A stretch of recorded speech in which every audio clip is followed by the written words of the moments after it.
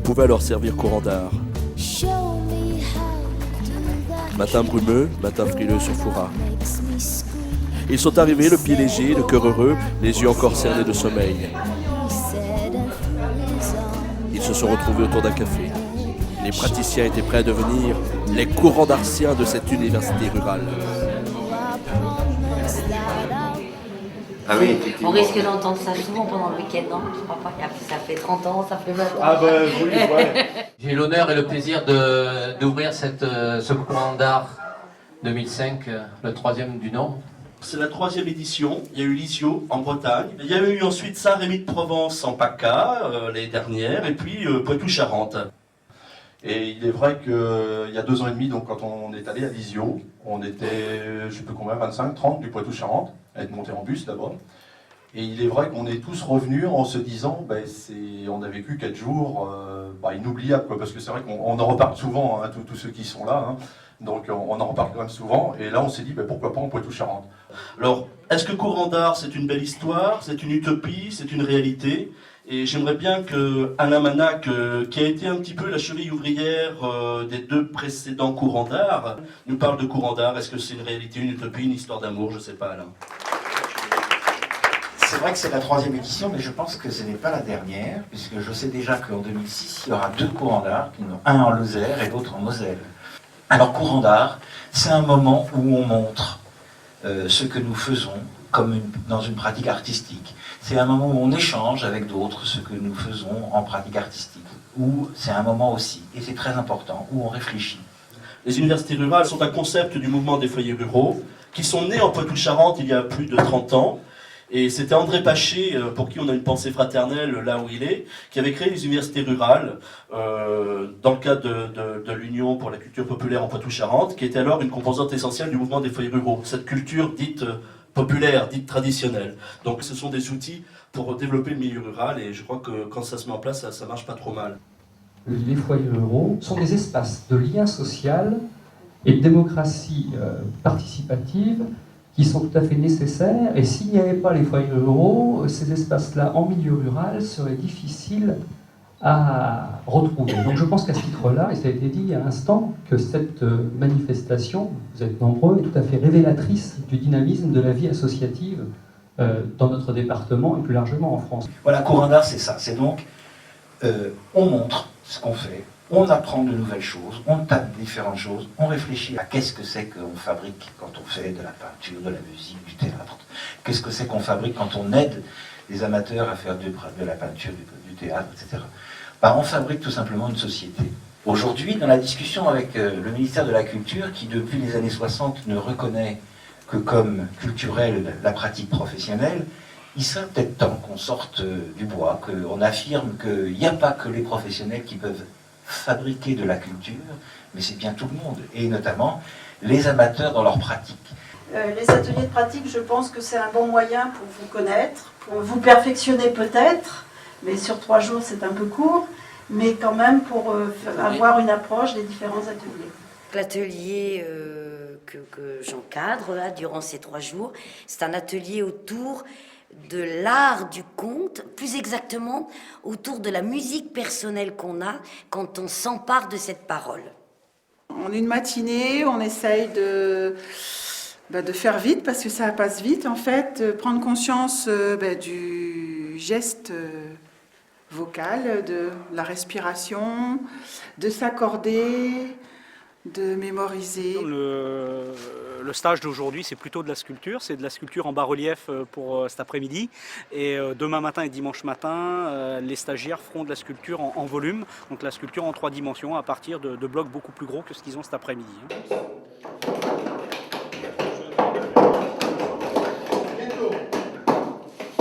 dauphin, il va sortir de l'eau. L'eau va retomber de chaque côté. Les gouttes d'eau et les... Il ouvre sa fenêtre, se penche, et qu'est-ce qu'il voit? Il n'en croit pas ses yeux. Il voit de la neige, de la neige, de la neige.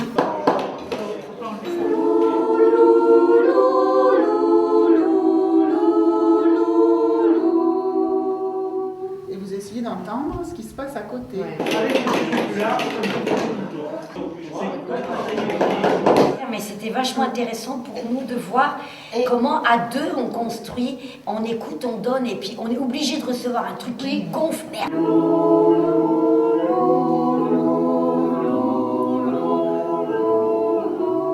J'ai la chance, le bonheur, l'extrême luxe de pouvoir vivre de ça, de pouvoir rencontrer des zozos et d'avoir le bonheur de parier sur le fait que dans notre monde où tout doit servir, des gens prennent du temps pour découvrir leurs propres paroles.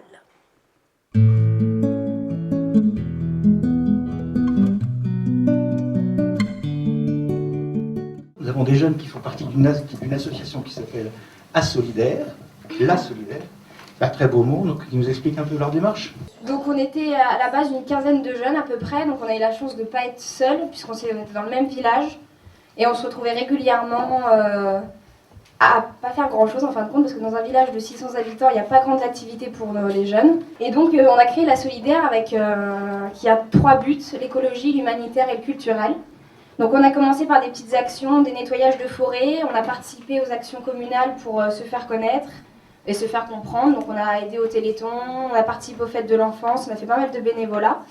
Et pour terminer avec notre festival, c'était notre projet de base qu'on voulait terminer vraiment seul, le Petit Poids de Vin, donc on a fait le 9-10 septembre dernier. Je pense que vous, si vous avez monté votre association par le biais de conflits, c'est que vous n'étiez pas écoutés. Et que maintenant, malgré tout, avec votre étiquette associative, on vous respecte.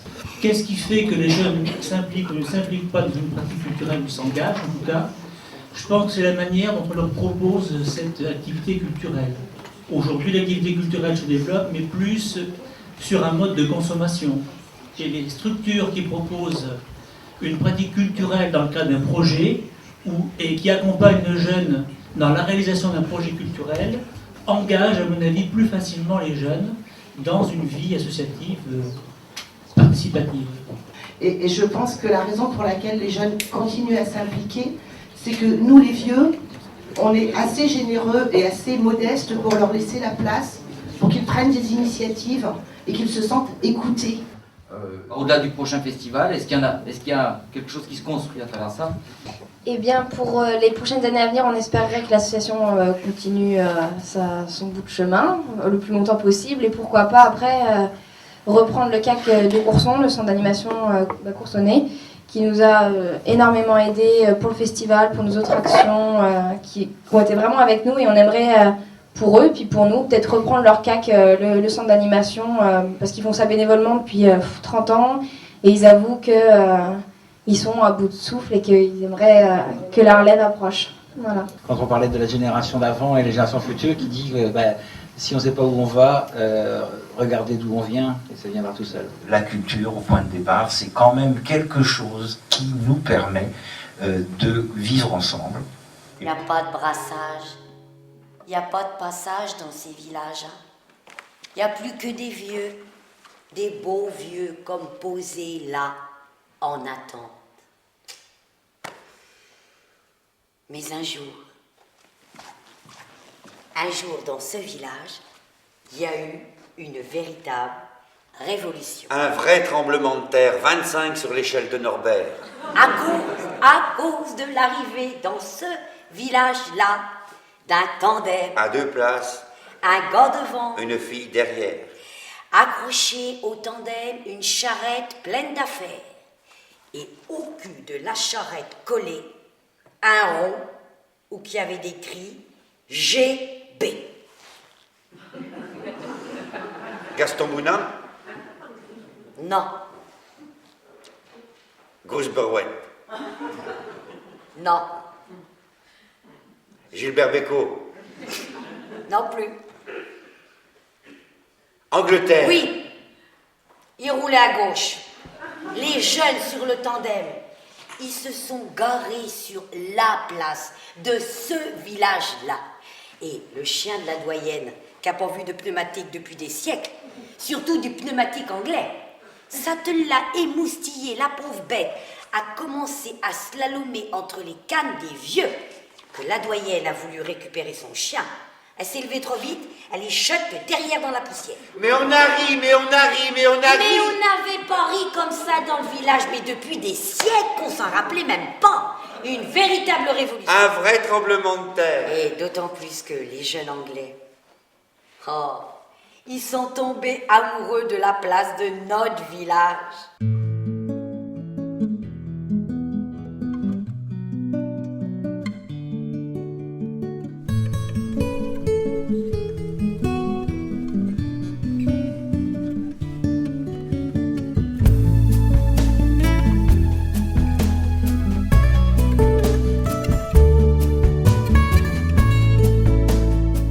Alors les qualités requises sont déjà un goût pour les belles choses, c'est-à-dire un petit peu de savoir-faire, un petit peu d'application.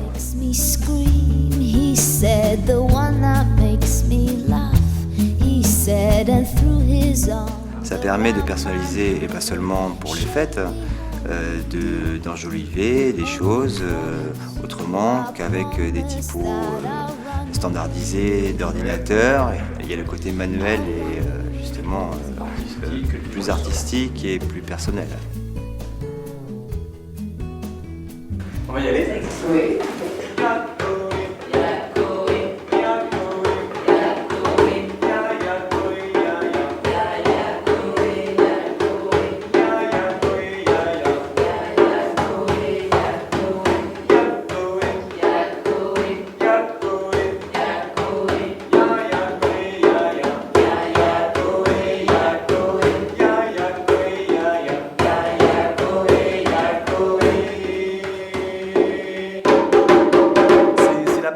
La base du djembé, c'est les trois sons de base. C'est la basse, la main bien à plat, le tonique, la main bien à plat mais ici, et le claqué, là on incline un petit peu ici et c'est les doigts qui vont claquer là. Ils font ça, voilà. Donc ça fait. Voilà. Donc ça c'est ce qu'on a vu le premier jour avec les élèves. On a commencé à travailler ça. Bon, ça s'acquiert pas en 3 jours. Hein. Il faut du temps pour améliorer petit à petit le son, quoi.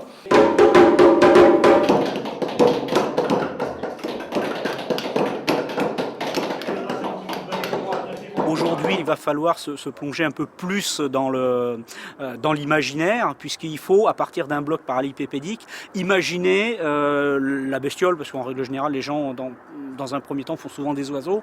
Et pour une première sculpture, il va falloir imaginer ce qu'il faut enlever autour de ce bloc présent pour obtenir une forme artistique qui est la forme de l'oiseau.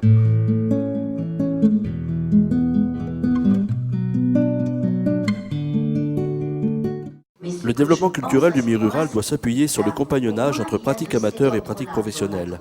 La rencontre et le partage entre les acteurs culturels d'un territoire sont les ingrédients de la réussite d'une politique culturelle. La question de la transmission, parce que c'est de ça qu'il s'agit. Et la question de la transmission, qu'on soit praticien, professionnel ou pas, quand elle se pose, c'est un cas de conscience. C'est un cas de conscience parce qu'on doit avoir toute cette exigence quand on s'y confronte. Et je dirais que c'est pratiquement le même cas de conscience, en tout cas ça y ressemble, quand on décide de monter quelque chose, parce que là on va se confronter beaucoup plus à un échange qu'à une représentation. Prétentieux, mais on a le droit d'être prétentieux et le devoir d'être. Cet apéroforum a souligné que ce compagnonnage ouvrait des champs du possible pour les pratiques en amateur. Fenêtre ouverte sur l'exigence artistique et sur la création, fenêtre ouverte sur le monde qui nous entoure et sa compréhension. Je me sens pas capable.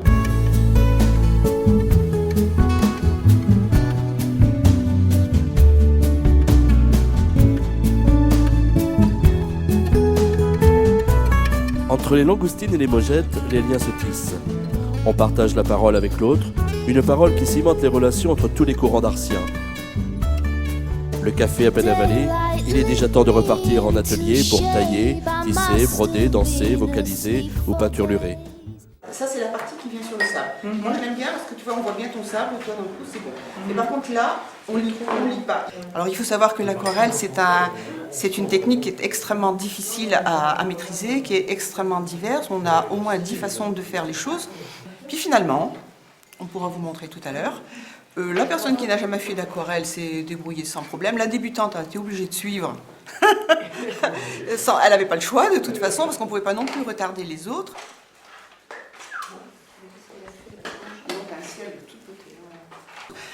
Le seul problème, c'est qu'on n'a pas assez de temps. Quand je dis énormément, bien sûr qu'on savait qu'on n'en avait pas. On a fait un atelier de plus que prévu. Malgré ça, on n'aura pas le temps de tout finir, mais on aura, on va dire, vu le 500e de ce qu'on peut voir à l'aquarelle. Donc je pense qu'ils sont contents, ils vont peut-être vous le dire. Est-ce que vous êtes contents? Voilà.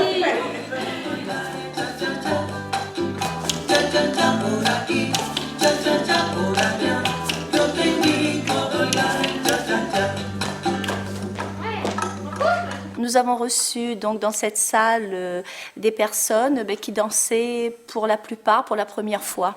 Donc évidemment c'est beaucoup de plaisir parce qu'on a l'avantage de leur apprendre, même si on n'apprend pas beaucoup de choses, ils ont l'impression d'apprendre beaucoup.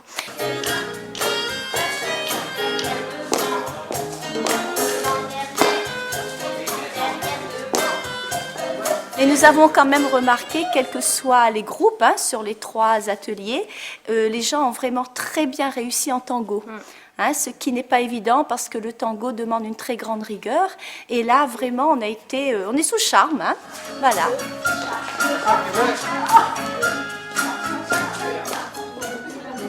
Voilà. Et vous poussez avec votre doigt, poussez. Voilà. Et maintenant, voilà.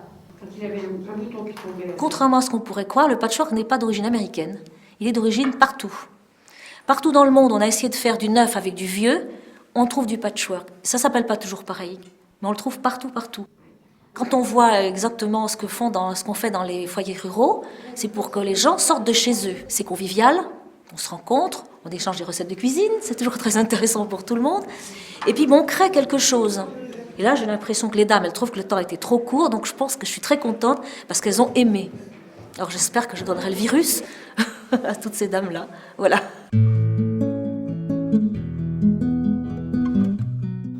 Pas d'une université rurale sans réflexion et regard croisés entre acteurs des territoires et regards experts.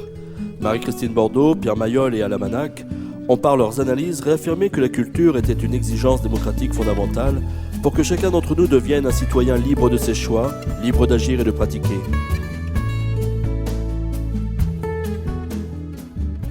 Je travaille à la Chambre d'agriculture de Charente-Maritime et je suis en charge de faire découvrir le tourisme vert et les saveurs des fermes de Charente-Maritime. Qui est vraiment de la finesse du safran, dessert numéro 1. Donc déjà, c'est en général assez étonnant de trouver une chambre d'agriculture sur un buffet. C'est pas nos missions premières de faire des buffets. Et donc ce sont des buffets un peu atypiques que l'on propose. Ce sont un peu des buffets pédagogiques pour titiller les papilles et sensibiliser les consommateurs, que l'on est tous, sur la diversité des produits locaux et leur dire ce produit-là, vous croyez le connaître, en réalité vous ne le connaissez pas. En tout cas, c'est vachement bon.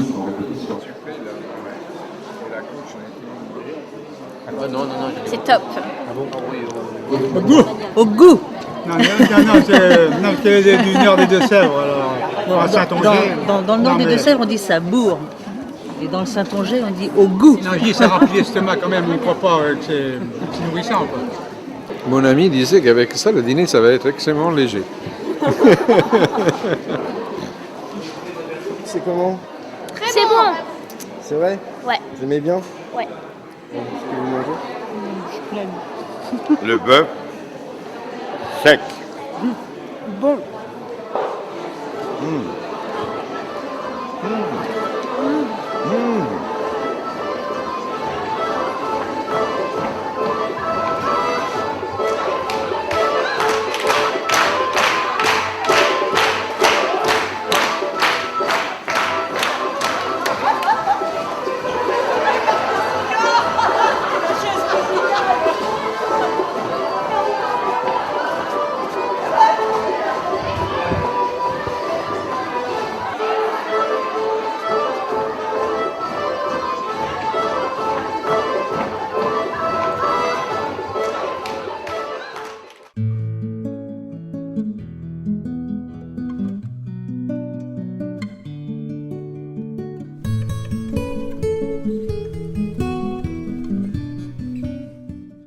voudrais saluer le travail des bénévoles.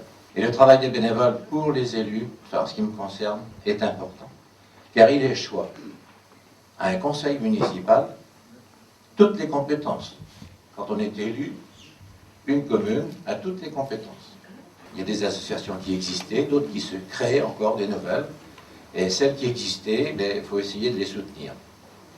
Et comment peut-on les soutenir? Eh bien, souvent financièrement, et puis en les écoutant. Il y a deux possibilités.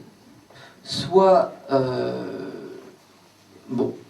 on a cette une politique de, j'appellerais ça de guichet, c'est-à-dire, vous voulez des sous, alors on va en donner un petit peu à chacun. Une autre possibilité, c'est d'aider plutôt les réseaux, tous ceux qui essayent de fédérer. Alors les aider comment? Les aider par achat de matériel, ça peut être aussi réflexion, formation. Voilà, donc c'est ce que l'on a choisi comme orientation. Comment vivez-vous la relation avec les élus que vous rencontrez, pour qui vous allez soit au guichet, soit proposer des projets? Oui. Lorsqu'on parle de culture, on est sur des critères subjectifs, on n'aime pas, etc. C'est très difficile de se mettre d'accord. Alors il peut y avoir des je t'aime pas. Par contre, il y a un terrain sur lequel on peut tous se rassembler. C'est le terrain d'éducation populaire. Parce que qu'est-ce que ça veut dire l'éducation populaire? C'est faire ce qui ne se fait pas à l'école, c'est faire ce qui ne se fait pas dans la famille, et c'est faire quelque chose qui va construire de la culture. Donc ce n'est pas simple à mettre en place. Ça suppose tout un débat, tout un dialogue. Ce que j'ai ressenti souvent, pour avoir été rapporteur de commission, c'est qu'on n'a pas intégré dans les mœurs la culture, l'animation, comme un facteur pouvant générer du vivant, du lien et de l'économique. Nous sommes hommes et femmes, et on a quand même un objectif commun. L'objectif commun, c'est qu'il se passe quelque chose dans nos milieux, que ce soit à la ville ou en milieu rural, mais surtout que le milieu rural ne soit pas en retard. Élus et participants ont conclu que la culture et les mouvements associatifs étaient des éléments essentiels de l'animation des territoires ruraux.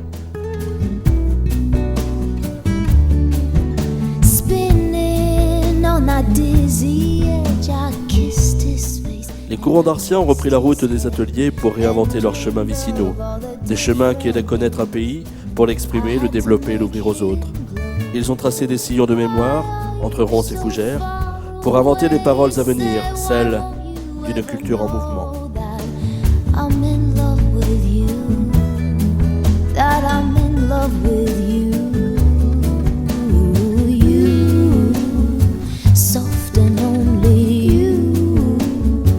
Lost and lonely you, strange as angels, dancing in the deepest oceans, twisting in the water, you're just like a dream.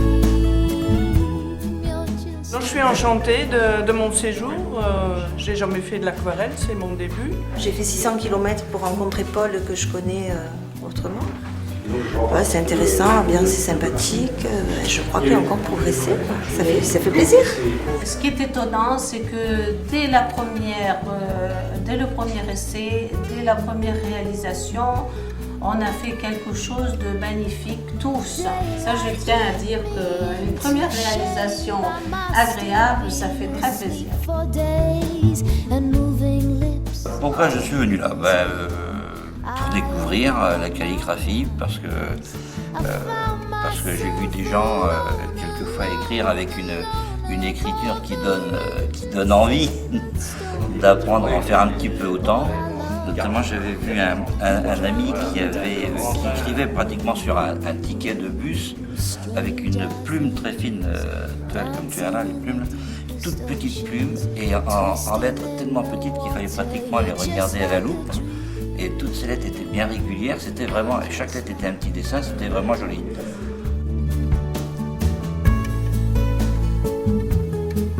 On aime chanter forcément puisqu'on est là, mais c'est intéressant de travailler avec un professionnel, d'apprendre des techniques, d'entendre les autres aussi et de se mettre à l'écoute de ce qu'on peut entendre quand on chante. Chanter c'est une chose, mais entendre ce qui se passe autour quand on chante c'est très intéressant aussi, et ça c'est un apprentissage particulier. Et donc moi j'ai déjà été comme ça à des initiations de chant. Et en fait ce qui m'intéresse c'est de voir comment chacun s'approprie cette passion, quoi, voilà. Elle nous donne envie de chercher en nous-mêmes ce qu'on est capable de faire, les idées qui viennent pas tout de suite mais qu'on apprend à développer. Puis en rencontrant des gens qu'on connaît pas du tout, on est obligé d'écouter et d'apprendre à travers les autres. Et puis ça, message Michel nous fait bien passer. Oh, thank you very much. Ah, welkom weer. Graag gedaan, ja. Ça nous a permis à nous qui dansons un petit peu, quand même de s'apercevoir qu'on a la tête dure. Et que les automatismes ne disparaissent pas comme ça. Nous avons l'habitude de danser un petit peu, mais pas comme aujourd'hui. Donc c'est une autre discipline, il faut apprendre. Et on apprend. Et puis c'est très plaisant. Et nous avons 2 jeunes filles là, qui nous apprennent merveilleusement et qui sont vraiment charmantes. Alors c'est un régal. Je suis vraiment enchantée d'avoir participé à cet atelier. J'ai pas tellement l'oreille musicale, je crois que Patrice pourra le confirmer. Mais j'ai vraiment bien apprécié. Oh si, je pense qu'on peut le confirmer. Je trouve ça absolument génial de travailler des rythmes, voilà. Et je vais continuer parce qu'à côté de chez moi, il y a une petite association qui vient de se créer. Et j'hésitais à y aller et je vais tout faire pour m'y inscrire. Voilà. Je suis maçon tailleur de pierre, mais la sculpture en elle-même je ne connaissais pas et c'est vrai que ça me plaît beaucoup. Il nous laisse un peu faire ce qu'on veut, il nous dirige en disant la main c'est pas comme ça qu'il faut la mettre, mais c'est très bien, hein, c'est très bien, c'est comme ça qu'on apprend.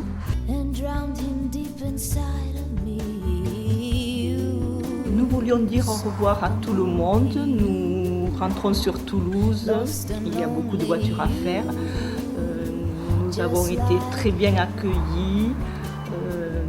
Des ateliers très intéressants, une équipe très sympathique d'organisateurs et une ambiance super sympa. En résumé, s'il fallait dire résumer le séjour en 3 mots, ça serait que du bonheur. C'est bien dit. Voilà, mais il était impossible de partir en fait sans vous dire au revoir. Hein. Et voilà, on vient de passer 3 jours magnifiques, trop vite, qui ont passé trop vite. Et moi, si je devais résumer ces 3 jours, eh bien, je dirais que on a fait des rencontres formidables, voilà, et qu'on espère en refaire encore l'année prochaine, pour dire si ça nous a bien plu, on reviendra. Au revoir. Vas-y, j'y arrive pas là.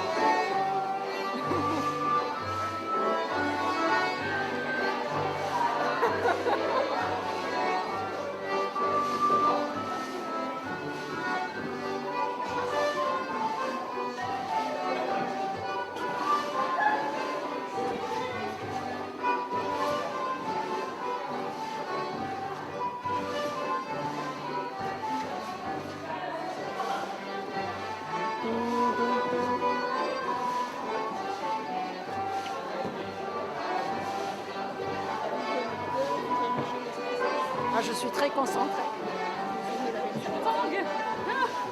Super gros plan.